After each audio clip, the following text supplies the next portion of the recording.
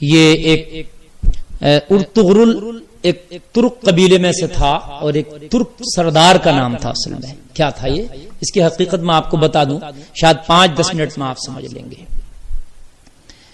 دیکھیے اصل میں ایسا تھا، یہ تقریباً 1170-80 کے دشک کی آس پاس کی بات ہے کہ جس وقت عباسیوں کا دبدبا اور دور ختم ہو رہا تھا اور اس وقت ایوبیوں کا بھی دبدبا اور دور ان کا ختم ہو رہا تھا، وہ کمزور پڑ رہے تھے. اس وقت دنیا میں ایک ہی سلطنت تھی جو مسلمانوں کے پاس مضبوط تھی، وہ سلجوقیوں کی سلطنت تھی. سلجوقی سلطنت ایک مسلمانوں کی قیامگاہ پناہ گاہ بس وہی تھی. باقی مسلمان جگہ جگہ قبیلوں میں بٹ چکے تھے، جگہ جگہ قبیلوں میں بٹ گئے تھے، الگ الگ قبیلے ہو گئے تھے، بٹ گئی تھی ریاستیں ان کی. بس ایک سلجوق کی سلطنت مضبوط تھی، وہ بھی صلیبیوں اور منگولوں کے درمیان پھنسی ہوئی تھی.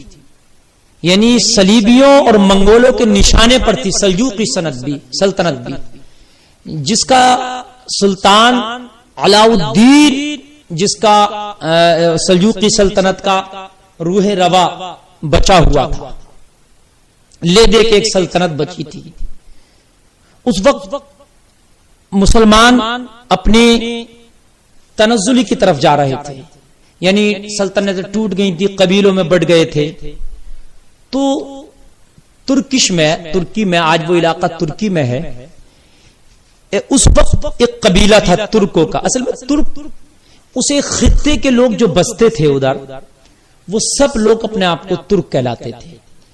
بیگ بھی یہ ترک لوگ لگاتے تھے اپنے نام کے آگے، یا خان یہ بھی اپنے نام کے آگے یہ ترک لوگ اس دور میں لگاتے تھے. اور ان کی لڑکیاں خانم لگاتی تھیں، اور بیگ مرد لگاتے تھے، بی جو تھی وہ ان کی لڑکیاں لگاتی تھیں. سردار کے معنی کا لفظ، خان کے معنی بھی سردار اور محافظ کے آتے ہیں، اور بیگ کے معنی بھی سردار و بادشاہ کے آتے ہیں. بہرحال تو اس وقت میں ایک قبیلہ تھا جس کا نام تھا کائی قبیلہ. اس کا ایک سردار ہوا کرتا تھا جس کا نام سلیمان شاہ تھا. بہت بڑا عادل شخص تھا یہ، اللہ کا بہت بڑا، اللہ سے ڈرنے والا، اللہ کے احکام کو زمین پر نافذ کرنے والا، عدل و انصاف والا، خدا سے ڈرنے والا اور لوگوں کا سچا ساتھی تھا سلیمان شاہ، اور کتاب و سنت کے مطابق زندگی گزارنے والا تھا. یہی قبیلہ آگے بڑھ کر دنیا کی تقدیر بدلنے والا ہے، کسے پتا تھا. اسی قبیلے کے اندر یہ پروان چڑھتا رہا، ہلکی پھلکی ہجرتیں بھی ہوئیں اس قبیلے کی، لیکن سلیمان شاہ کی مخالفتیں بھی بہت کی اور بہت مصیبتوں کا سامنا بھی کرنا پڑا، لیکن وہ شخص مرد مجاہد کی طرح کھڑا رہا. اپنے قبیلے کو حلال کمانا اور حلال کھانا اس نے سکھایا، اور جن کی روزیوں میں حلال آ جاتا نا، ان کی نسلیں دنیا میں ایک نئی تاریخ رقم کرتی ہیں. اپنے انتقال کے موقع پر بھی جب دیکھا گیا نا تو چند ہتھیار ہی تھے اس کے جو اس کے ورثے میں تھے، باقی اس کے ورثے میں کچھ نہ بچا تھا. اس کے بعد کسی دریا میں اس کی ڈوب کر انتقال ہو گیا، اور اس نے اپنے کئی بیٹے چھوڑے تھے. اس میں اس کا ایک بیٹا تھا جس کا نام تھا ارطغرل غازی. بہت نیک شخص تھا یہ ارطغرل جس کا نام تھا. آج بھی ترکی میں ارطغرل کی قبر باضابطہ طور سے بنی ہوئی ہے، اور بہت سی وہ ان کی تبرکات اور وہ تاریخی باتیں لکھی ہوئی ہے وہاں پر باضابطہ طور سے. ترکی نے اس کو محفوظ کر رکھا ہے. ارطغرل جب یہ بڑا ہوا تو بڑا ہونے کے بعد میں اس نے اپنے باپ کے نقش قدم پر چلا، اور باپ کے نقش قدم پر چلنے کے بعد اس نے بھی حق اور انصاف کو بلند کیا. پھر اس کی بہت مخالفتیں ہوئی، لیکن یہ کسی کی بھی مخالفت کو اس نے پیچھے مڑ کے نہیں دیکھا، آگے بڑھتا چلا گیا. اور اللہ کی زمینوں پر عدل و انصاف کو بڑھتا چلا گیا. پھر یہ ہجرت کر کے بازنطینی کی سرزمینوں پر، جہاں پر صلیبیوں کی کہہ لیجئے گا قیام گاہیں تھیں اور ان کی سرحد تھی، وہاں پر یہ اپنے قبیلے کو جو ہے منتقل کرنے کے لیے لے کر چلا. اس نے پرچم، قرآن کے پرچم کو آگے رکھا تھا اپنی زندگی میں. یہ ہجرت کر کے جا رہا تھا، اس کے ساتھ تقریباً 400 سے 500 سپاہیوں کا قافلہ صرف موجود تھا جو اس نے ہجرت کی. جاتے جاتے راستے میں دیکھا کہ دو فوجیں آپس میں جنگ کر رہی ہیں. ایک فوج کے قدم اکھڑ رہے ہیں اور ایک فوج کے قدم جم رہے ہیں. اس نے دونوں میں سے کسی کی اس کو پہچان نہ تھی کہ غالب آنے والی فوج کون ہے اور مغلوب ہونے والی فوج کون ہے. اس کا تو ایک ہی کام تھا کہ مظلوم کا ساتھ دو، جو پٹ رہا ہے اس کا ساتھ دینا اس نے اپنا مشغلہ بنا لیا تھا. ارطغرل نام کے اس شخص نے جب اس نے دیکھا کہ ایک فوج کے قدم اکھڑ رہے ہیں، مغلوب ہو رہی ہے، تو اس نے اپنے ان 400-500 سپاہیوں کو، جو چھوٹی سی اس کی ایک نفری تھی، اس نے حکم دیا کہ حملہ کر دو.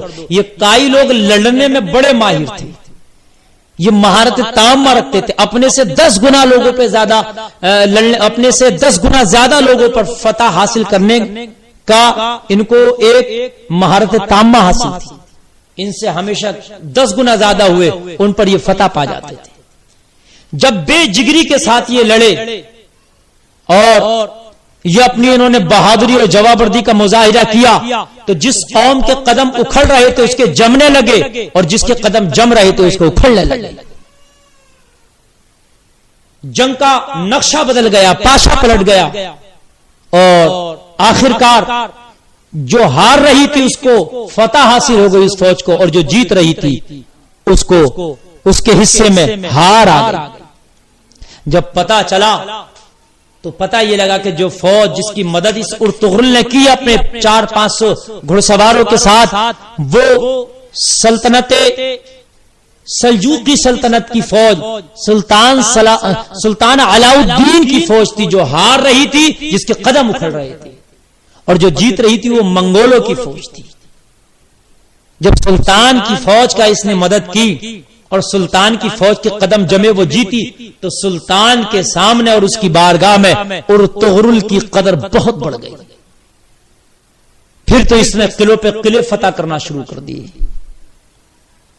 پھر تو اس نے اتنے قلعے فتح کیے، اتنے قلعے فتح کیے، اتنے قلعے فتح کیے کہ پھر اس کی نسلوں میں اس کا ایک بیٹا ہوا جس کا نام تھا عثمان غازی.